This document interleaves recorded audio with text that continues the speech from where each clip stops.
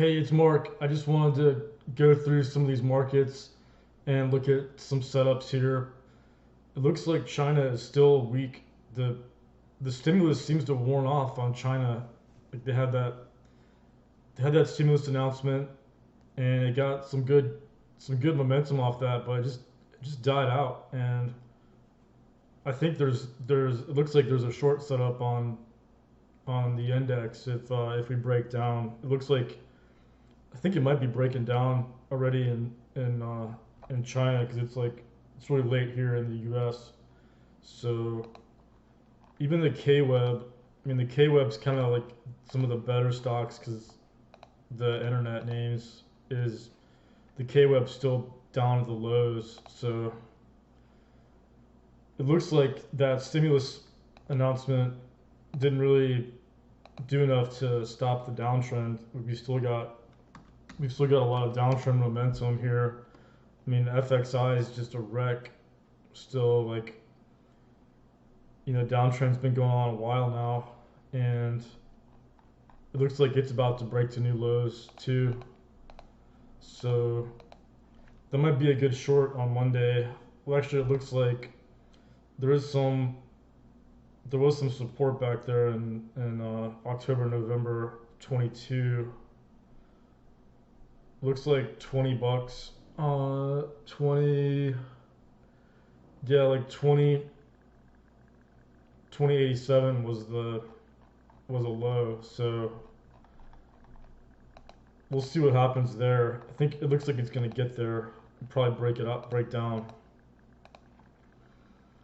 So that's something I'm watching.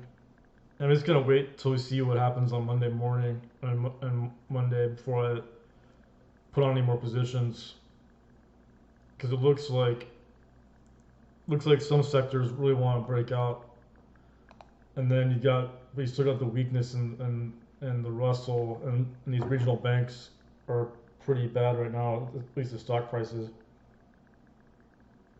they're not acting like the bull market's still strong, but they don't necessarily have to be to have a continued breakouts in stocks as we've seen, but it'd just be a lot easier to go in more longs, if we've got the banks going up too. So the IWM's back and pushed back in this channel again, and the KRE is the same, still back in its channel, and it looks like that was the top for a while. I mean, it's gonna have to find some support in this channel or do a quick reversal to get any kind of momentum back like that. That looks like a double top at the moment since it broke down below that level there, that teal line. I'm looking at this like bluish teal line there. So it's a technical breakdown, that this uptrend here, this red line there was the uptrend, and it took that out like 3 days ago. So there's not really any positive momentum in these banks. Of course, like the XLF was a totally different story. You saw the money was going into these big cap banks, which is kind of interesting because a lot of these smaller banks might get merged into the larger ones again, or who knows. But the big banks seem to be doing okay. So that's that one. I noticed the industrial ETF broke out XLI. So that looks pretty bullish, And of course you got Nvidia going too. Nvidia broke out. Really decisive. And, same with a lot of other tech stocks. Were pretty decisive breakouts. I mean, you look at like Meta and stuff, and a lot of tech's doing well. So that just shows, the regional banks don't have to participate in the rally and the uptrends, but it should be nice if the Russell could just finally get some some continued strength, just kind of maybe even lead the rest of the market or something, because you want to see small caps do well, if the economy is doing well. But the rig's breaking down, and I was looking at that as a bear flag the other day, and I think I finally put puts on this one, but like that was a pretty obvious bear flag to me. And even XLI is not even that bad. Like XLI is still, or not XLI, XLE. XLE's still not as bad as RIG. Like the XLE is just in a channel again. And I was looking at the FNMA. This still looks like a bull flag. It did a triangle before the previous breakout, and then this looks like another bullish bull flag. It's almost like a triangle too, really. So I'm watching this one,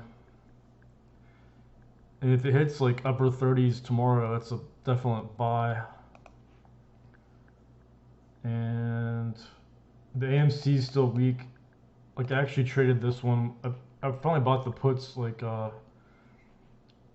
last week or the other week, and I bought the puts around the breakdown, and I lost on those because of the decay. Like it went down below 4, but it's just really slow and kind of sideways. So it was down, but it's not enough to really for my options to work out.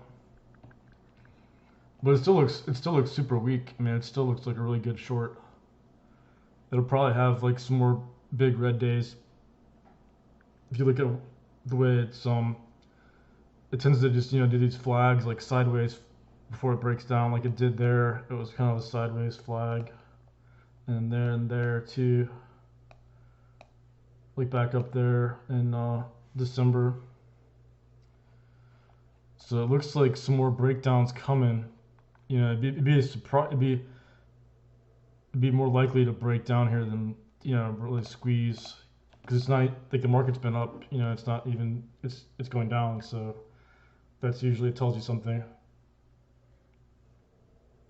Like it's not even going with the market, and supposedly there's like a lot of retail traders in it, but it doesn't look like it.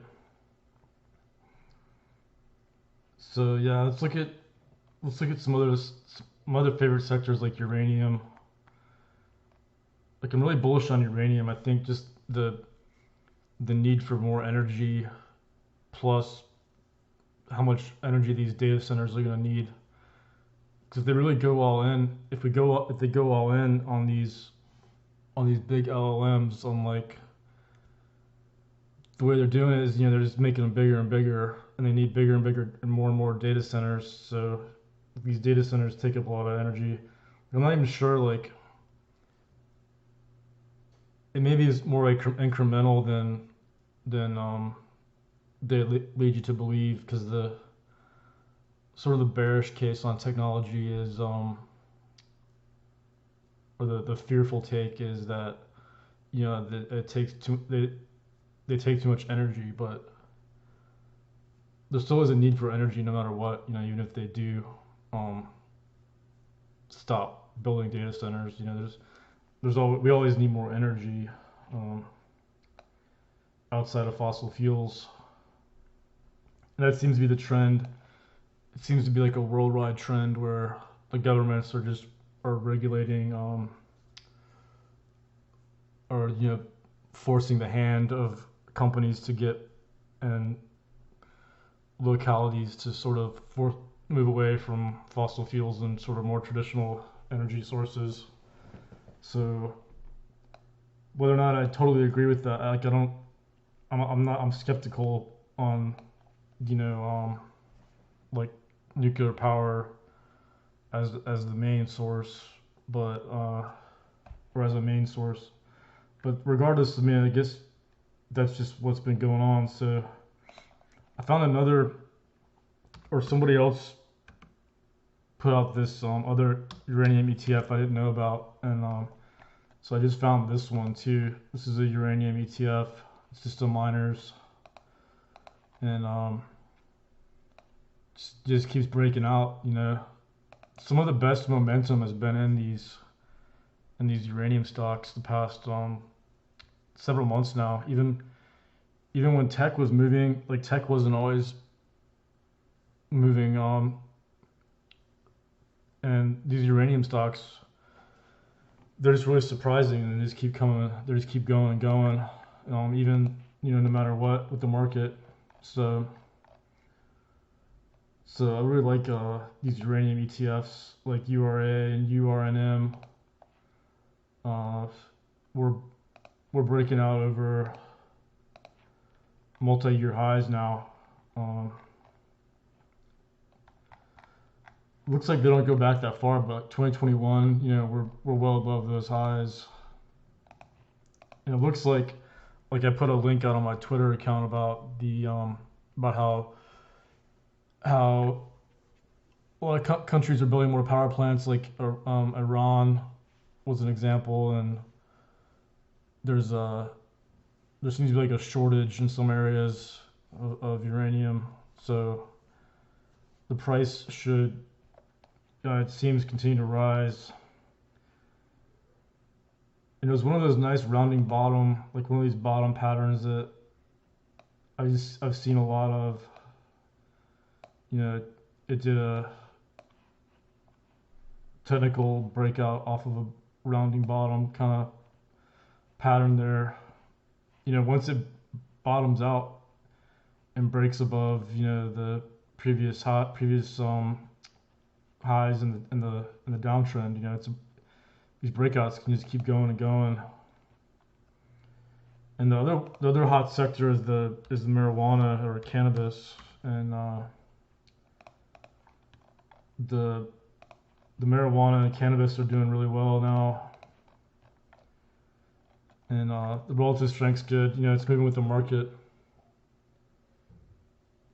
So the MSOS is a definite breakout, and the MJ was really good too. MJ had a really good day the other day. It's not as strong as the MSOS, but there's a lot of good cannabis names that are have a ton of momentum right now.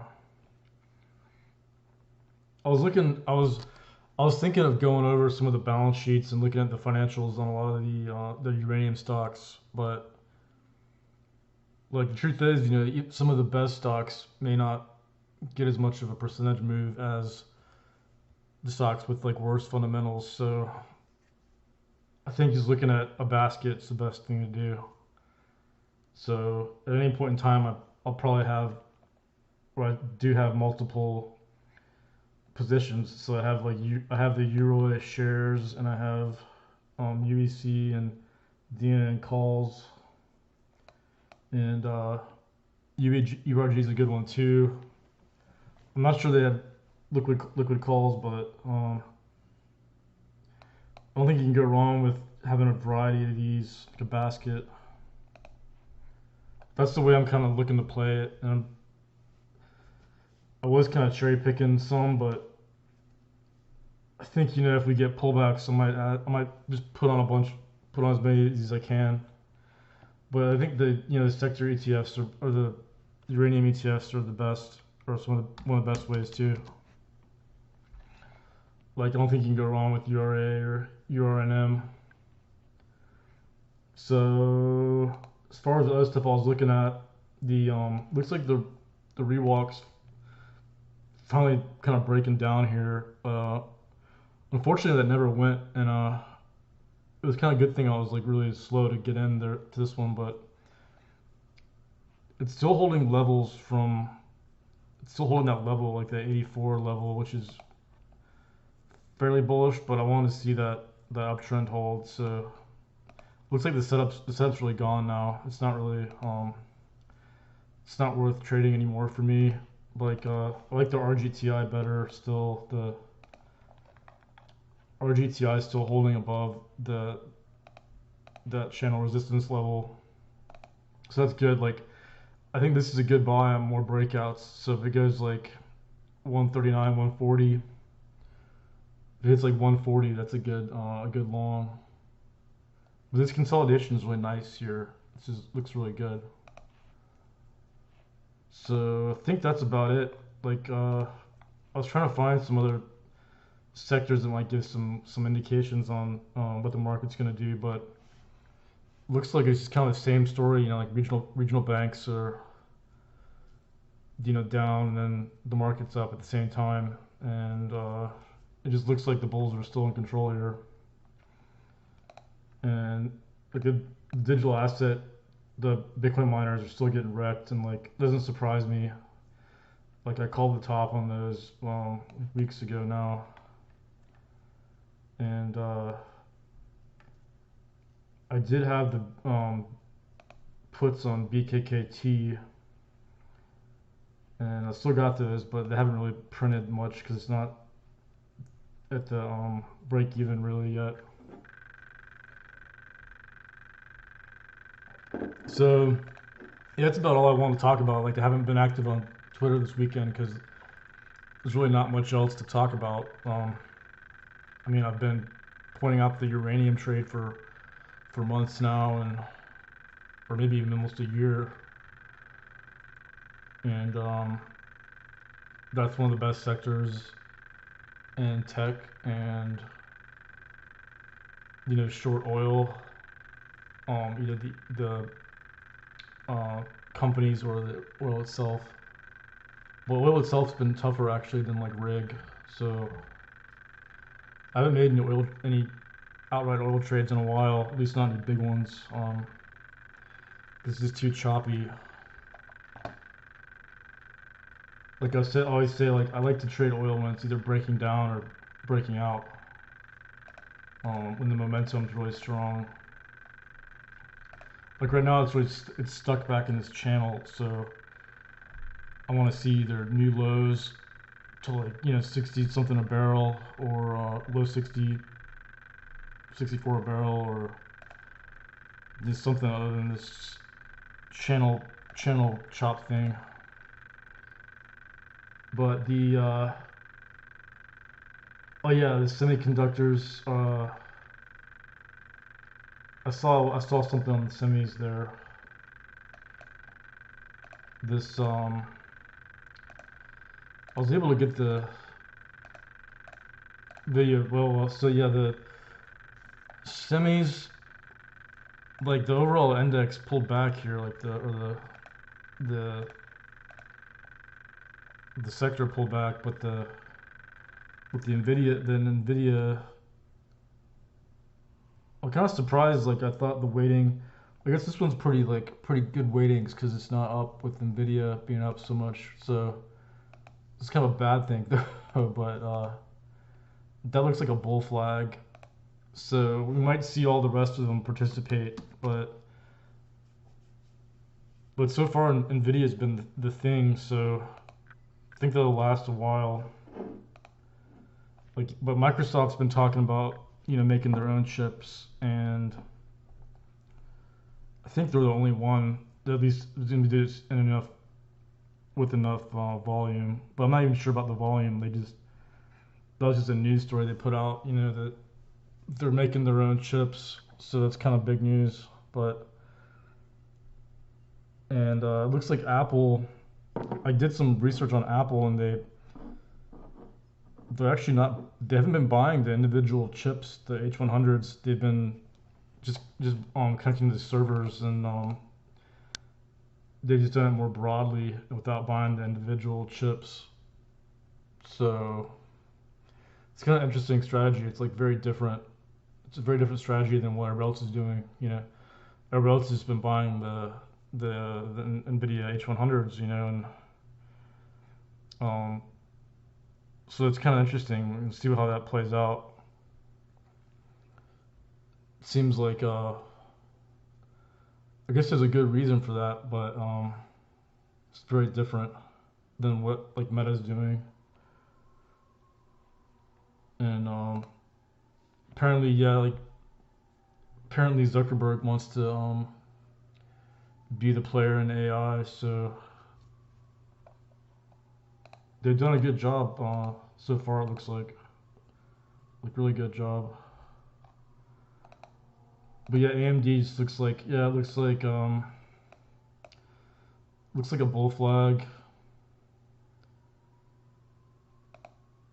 I mean, I'm not so sure about like the bull flag might be a trap though, because I don't know why these weren't up more with Nvidia. I mean, like AMD should have been up more in earnings if it was gonna break out, right? So, yeah. I mean, I still think, yeah, like Nvidia is just the place to be, really. I was looking at some other pretty well-run chip companies. Yeah, it just looks good for Nvidia, really. Still, at least in the stocks. So yeah, I'll just call a wrap there because I've probably been rambling too long anyway. Because I just wanted to talk about a few charts. So I'm just kind of really cautious for going next week to see. Cause like on Mondays, I usually like seeing what happens on Monday and then kind of basing it off that. Because a lot of times it seems like the momentum could shift on a Monday really easily, and it's not even doesn't have anything to do with the weekend. It's just the way some of the rotations worked out. So we'll see. And looks like China might be the best trade here on a breakdown.